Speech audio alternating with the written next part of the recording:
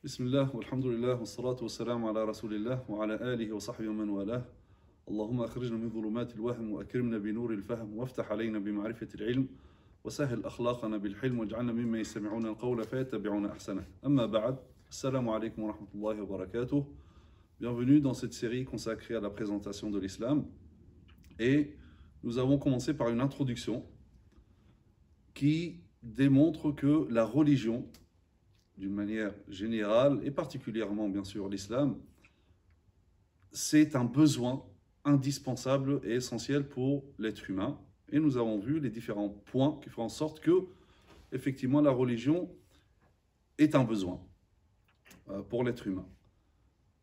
Et on s'était posé la question, est-ce que quelque chose peut se substituer à la religion? Est-ce que quelque chose peut prendre la place de la religion, et notamment la science? Est-ce que la science, est-ce que le progrès scientifique peut faire en sorte qu'on se passe de la religion? Et nous avons démontré dans la dernière vidéo que non, la science ne peut pas se substituer à la religion. La science ne peut pas prendre la place de la religion, parce que nous avons démontré dans la dernière vidéo que finalement l'homme de la science, il est inconnu. C'est cet inconnu que la science n'a pas pu cerner. La science, d'ailleurs, n'a pas pu répondre aux différents besoins que nous avons déjà évoqués, mais la science également n'a pas pu cerner c'était quoi l'être humain. Elle n'a pas pu atteindre ou connaître sa réalité, ni accéder aux profondeurs de son être. La science, effectivement, a pu cerner la matière, la science a pu analyser et découvrir les propriétés et les lois de la matière. Par contre, la science a été incapable de cerner l'être humain. Pourquoi? Parce que l'être humain, c'est une composition complexe que seul le Créateur peut cerner parfaitement. Alors, nous avons également dit que la science ne connaît pas véritablement l'être humain. Et puisqu'elle ne connaît pas l'être humain, puisque la science ne peut pas cerner, on n'a pas pu cerner l'être humain, on ne peut pas attendre de la science d'orienter cet être humain, de l'éduquer ou de légiférer une loi pour lui, ou lui tracer donc une voie, un chemin, un mode de vie, etc. Au contraire, on peut même voir aujourd'hui que le progrès technologique, scientifique est devenu même un danger pour la nature de l'être humain et même pour son environnement. Ça, c'est par rapport à la science. Bien sûr, attention, lorsque je dis que la science ne peut pas se substituer à la religion, je ne suis pas en train de dire que la science n'est pas importante, et notamment en islam, etc. Non, je n'ai jamais dit cela. La science a son importance, mais là, on parle, est-ce que la science peut prendre la place de la religion? Là, on a dit non. Et la philosophie? Donc, on pourrait se dire, comme on entend d'ailleurs, que la philosophie peut aussi nous découvrir les mystères de l'univers, de la vie, et donc finalement, grâce à la philosophie, on peut se passer de la religion, et donc la philosophie pourrait se substituer à la religion.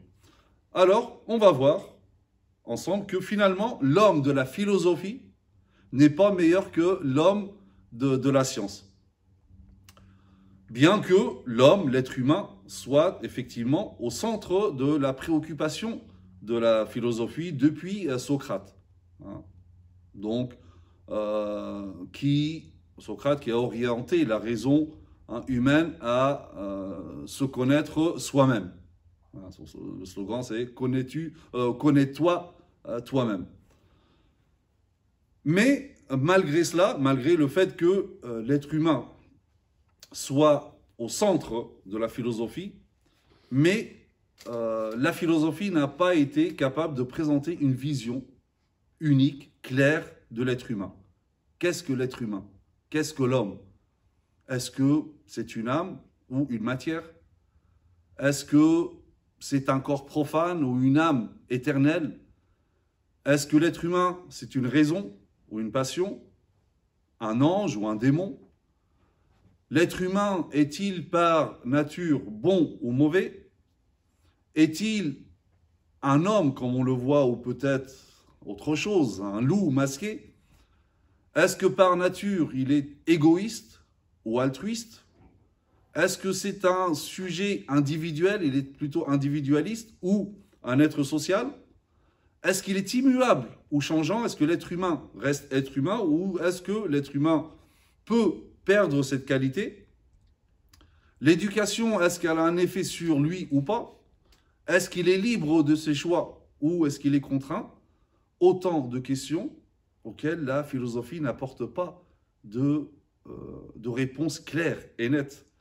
Elle donne des réponses, mais aussi variées que contradictoires. Il est donc impossible d'en sortir avec une conclusion satisfaisante pour l'être humain.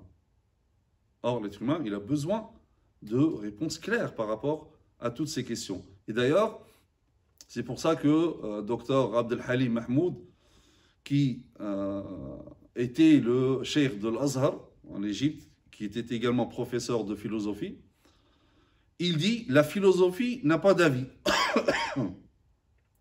La philosophie n'a pas d'avis, car elle avance l'avis et son inverse, l'idée et son contraire. On ne peut pas tirer de la philosophie quelque chose de clair qui va orienter tous les êtres humains. Et c'est pour ça qu'on y trouve, par exemple, le déisme, qui contredit le matérialisme, le réalisme qui contredit l'idéalisme, la philosophie de l'obligation qui s'oppose au pragmatisme, et toute autre philosophie contradictoire, et toutes ces contradictions connues dans le domaine de la philosophie. On trouve un concept, donc un concept établi, l'autre le réfute, l'un construit, l'autre déconstruit, et ainsi de suite.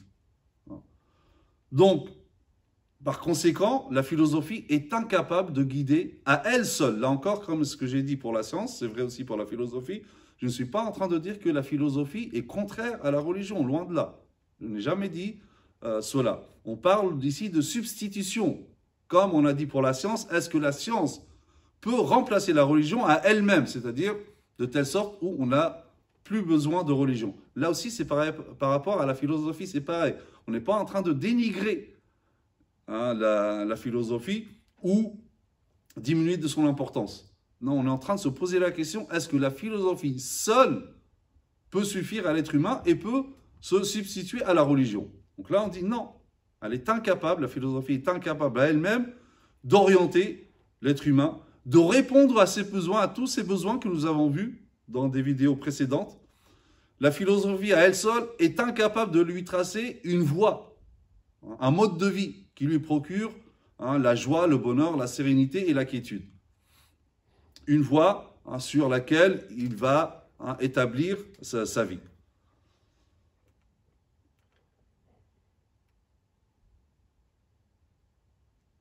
La différence, il y a aussi une grande différence entre la religion et la philosophie. À savoir que l'objectif de la philosophie, c'est la connaissance. C'est la connaissance. Alors que l'objectif de la religion, c'est la foi ou la croyance. La connaissance dans la religion, c'est un moyen d'atteindre cette croyance et cette foi. Donc c'est un moyen, ce n'est pas une finalité. Alors que pour la philosophie, l'objectif, c'est la connaissance. L'objet, donc finalement, de la philosophie, c'est une pensée, disons, froide, aride, dessinée dans une forme inerte, parce que ça reste que théorique, alors que l'objet visé par la religion, c'est une substance spirituelle, qui est plus dynamique. Et à partir de là, on peut voir que la différence qu'il y a entre la philosophie et la religion, c'est que l'objectif de la philosophie est purement théorique. même dans son côté pratique. Alors que l'objectif de la religion est pratique, même dans sa partie théorique et dans sa partie cognitive. Tout au plus, la philosophie vise à nous faire connaître qu'est-ce que la vérité. Donc, la philosophie cherche à savoir qu'est-ce que la vérité, qu'est-ce que le bien. Où est la vérité, où est le bien. Peu importe après notre attitude vis-à-vis de cette vérité que nous avons connue, peu importe notre attitude vis-à-vis de ce bien que nous avons identifié. Alors que la religion, elle nous fait connaître la vérité, pas seulement pour connaître la vérité, mais pour y croire, pour l'aimer, pour glorifier cette vérité, pour nous faire connaître notre devoir vis-à-vis de cette vérité afin de l'accomplir et afin de parfaire nos âmes en réalisant cette vérité. Et d'ailleurs, on peut dire également que l'une des particularités de la religion, c'est que la religion, elle est populaire. C'est une mouvance populaire générale, on peut dire entre guillemets, une forme ou une mouvance démocratique. Alors que la philosophie, elle, c'est une mouvance spécifique, entre guillemets, aristocratique.